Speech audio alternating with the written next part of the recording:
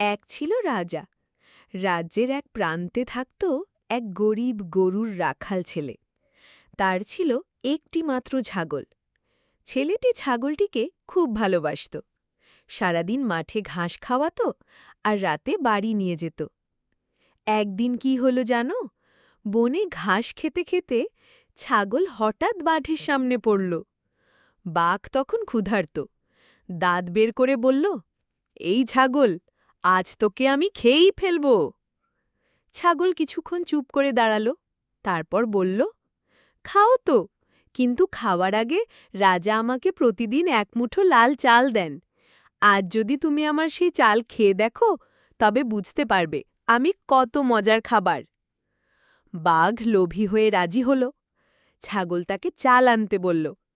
ছেলেটি দৌড়ে রাজপ্রাসাদে গিয়ে কাহিনী জানাল। রাজা খুব বুদ্ধিমান ছিলেন। তিনি লোক দিয়ে বড় বড় লোহার শিকল আনালেন। চালের হাঁড়ির ভেতর শিকল লুকিয়ে রাখলেন। বাঘ চাল খেতে গিয়ে শিকলে আটকা পড়ল। রাজা এসে বাঘকে ধরলেন। গ্রামের লোকেরা খুশিতে চিৎকার করে উঠল। রাখাল ছেলে আর তার ছাগল সেদিন থেকে রাজদরবারে বিশেষ সম্মান পেল। ঠাকুরমা হেসে বললেন, বুদ্ধি যদি থাকে, ছোটরাও বড় শত্রুকে হারাতে পারে।